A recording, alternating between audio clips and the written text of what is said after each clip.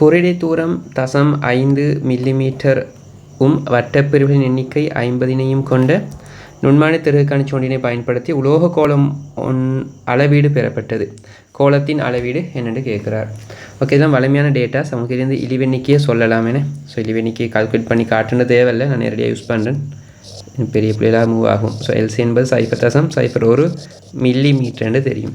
இப்போ எனக்கு ரீடிங் வேணும். அப்போ இங்கே தெரியும் புரிடை தூரம் 0.5ன்னு சொல்ல வர்றது உண்மையாக இந்த 0 இந்த பெருமானம். ஓகே, இது ரெண்டு கிடப்பட்ட தூரம் 0.5. அப்போ இது 0 இது 0.5 இது 1 இது 1.5 இது 2 2.5 3 3.5 4 4.5 5. ஓகே, இந்த ஒரு கோடு கூட எனக்கு விளங்குது. அப்போ இந்த பெருமானம் என்ன சொல்லுங்கள்? 5.5 இருக்கணும். 5.5 மில்லிமீட்டராக இருக்கும். ஏன்னா ஒரு கெப்புங்கிறது 0.5 மில்லிமீட்டர். அப்போ இது வந்து 5க்கு அடுத்த கெப். So 5.5 millimetre. அப்போ சத்தியமாக ஆன்சருங்கிறது 5.5 மில்லிமீட்டர் கூடிய ஒரு ஆன்சராக இருக்கணும். அப்படி பார்த்து ஆன்சர் 2வது நான் சூஸ் பண்ணிடுவேன். ஓகே, இருந்தாலும் செய்வோம்.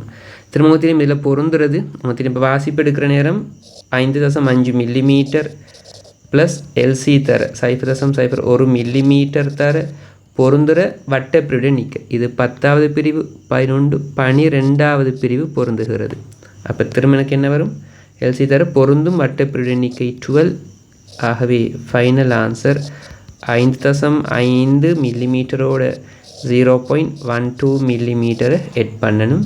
ஆன்சர் வில் பி 5.62 மில்லிமீட்டராக இருக்கும். ஆன்சர் சென்டிமீட்டர் தாரதால் 0.562 சென்டிமீட்டர் என்பது ஆன்சர்.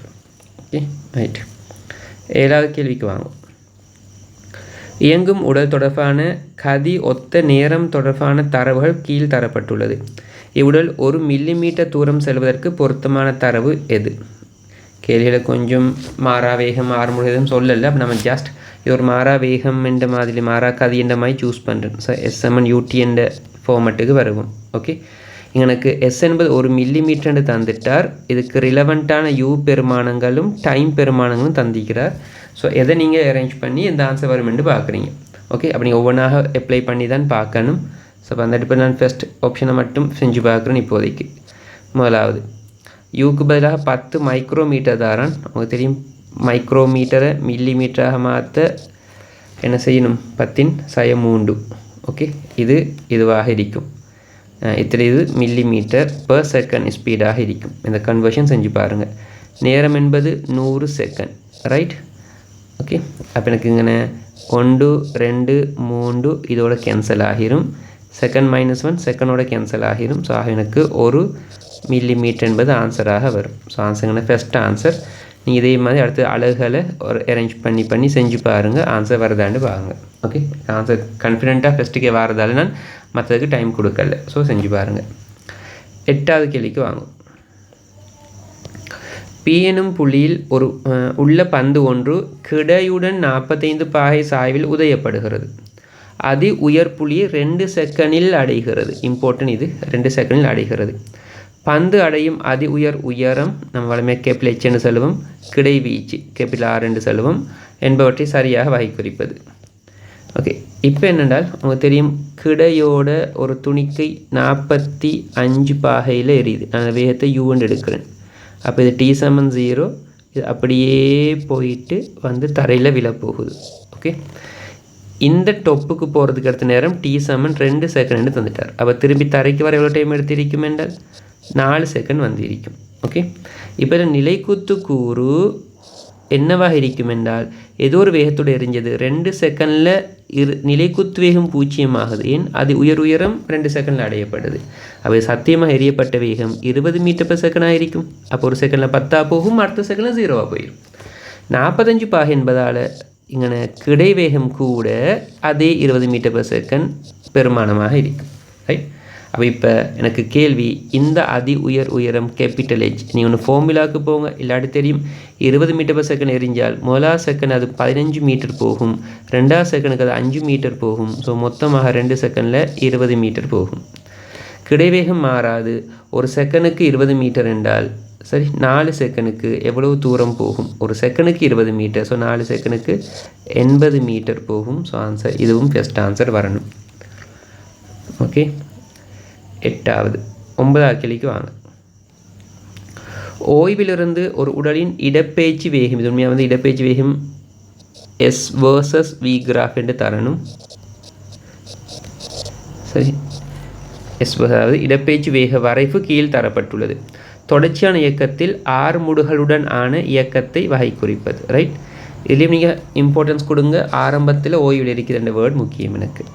அப்போ இங்கே வந்தீங்களாக இருந்தால் எனக்கு ஜென்ரலாக தெரியும் இயக்க சமன்பாடுகளை இந்த ஃபார்மியூலா 2ASல ஆரம்பத்தில் ஓய்வுங்கிறதால இவர் 0. அப்போ எனக்கு V² என்பது 2AS ஆக இருக்கும். நமக்கு இது ஸ்கொயர்டில் வருது. நான் சும்மா எனக்கு O level மெத்ஸை நான் அப்ளை பண்ணுற மாதிரி இதை அப்படி அரேஞ்ச் பண்ணிக்கொள்கிறேன். இந்த மாதிரி செட்டப் இது நமக்கு உண்மையாக யாரோட அரேஞ்ச் ஆனால் கிராஃப் என்ற அடிப்படையில் y சமன் AX² என்ற வகையில் அமையுது. அப்போ இதுக்கான கிராஃபை கீறனென்றால் y அச்சு நான் இடப்பெயர்ச்சிக்காகவும் x அச்சுக்கு நான் வேகத்தையும் கொடுத்து வரைஞ்சால் இது ஒரு உற்பத்தியில் வர பரவளை கிராஃப் கொண்டு வரணும். ஓகே, இது நமக்கு இப்போ தெரியும். இந்த இடத்துல நான் பருமனை மென்ஷன் பண்ணிக்கிறேன். அப்போ இந்த துணை மட்டும் கீறேன், அடுத்த சைடு நமக்கு தேவையில்லை.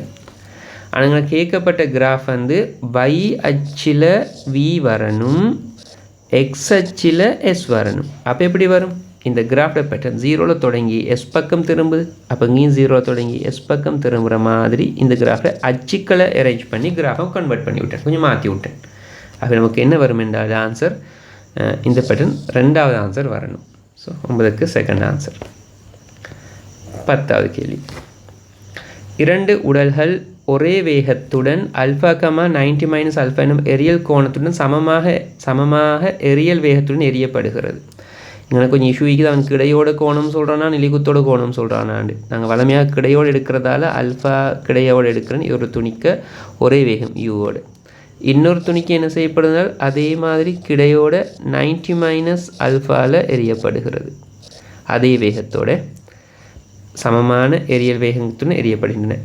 இரு உடல்களும் அடையும் அதி உயர் உயரங்களின் விகிதம் யாது? உங்களுக்கு தெரியும், அதி உயர் உயரத்துக்கான ஃபார்முலாவை நீங்கள் அரேஞ்ச் பண்ணினால், அதி உயரம் வரைக்கும் நீங்கள் இந்த ஃபார்முலாவை அரேஞ்ச் பண்ணினால் அதி உயரத்தில் இறுதி வேகம் 0, ஆரம்ப வேகத்தில் நிலைக்குத்துக்கூறு நான் இந்த கேஸ்க்கு எழுதுறேன். u sin ஆல்ஃபாவினுடைய வர்க்கம் என்று வரும். அமர்முடுகள் 2gh என்று வரும். நீங்கள் h எழுவாயாக்கினால் எனக்கு இது u² sin² ஆல்ஃபாவின் கீழ் 2g என்று வரும். மொலார் சிச்சுவேஷன் இந்த ஃபார்முலா ஸ்டாண்டர்ட் ஃபார்முலா நமக்கு தெரியும் ஏரியத்தில் வச்சுக்கொண்டு நான் மொலார் சிச்சுவேஷனுக்கு h1 நான் எழுத போகிறேன். u² sin² ஆல்ஃபாவின் கீழ் 2g என்றும். செகண்ட் சிச்சுவேஷனுக்கு h2 என்று போடுறேன். அப்போ அதே வேகம் என்றதால் அதே u² வரும். இங்கே sin² 90 - ஆல்ஃபாவினுடைய வர்க்கம் வரணும். அதன் கீழ் 2g என்று வரணும். அப்போ இங்கே நான் கேட்ட ஓர்டர் கூட h1/h2வா அல்லது h2/h1 ஆண்டு எனக்கு தெளிவாக கேட்கல. சரி, நான் h1/h2வே காண்றேன். அப்போ எனக்கு என்ன வரும்? h1 என்றால் u² sin² ஆல்ஃபாவின் கீழ் 2g. இது வரும் u². உங்களுக்கு தெரியும் sin² 90 - ஆல்ஃபா² என்றால் எனக்கு திரும்ப அது எழுதலாம் cos² ஆல்ஃபா என்று எழுதலாம். தென் அதன் கீழ் 2g. அப்போ u² cancel, 2g cancel. So ஆகவே ஃபைனலாக எனக்கு என்ன வரும் என்றால் h1/h2 என்று சொல்ல வர்றது. ஓகே, நான் எழுதுகிறேன். எனக்கு ஃபைனலாக வர h1/h2 என்று சொல்ல வர்றது யார் என்றால் sin² ஆல்ஃபாவின் கீழ் cos² ஆல்ஃபா என்று வரும். 10வதுக்கு செகண்ட் ஆன்சர் வரும். இல்லை சப்போஸ் மாறிய ஆப்ஷன்ஸ் நீங்கள் h2/h1 கூட கண்டிருக்கலாம். இரு உடல்கள் அடையும் உயரங்களோட விகிதங்களின் விகிதம் அது எந்த ஓர்டர்ன்னு கேட்கல. விகிதம் வராது, உடல்களின் விகிதம். ஓகே, அடையும் உயரங்களின் விகிதம் என்று வரணும். ஆன்சர் நான் 5வது ஆன்சராக எடுக்கலாம் என்றது என்னோட ஒரு ஒப்பீனியன். 2 ரீசனுக்காக இந்த ஒப்பீனியன் தாரேன். ஒரு ரீசன் எரியல் கோணங்கள் இதுக்கிடையோடு கருதப்படுதா நிலைக்குத்தோடு கருதப்படுதான்னு சொல்லலை.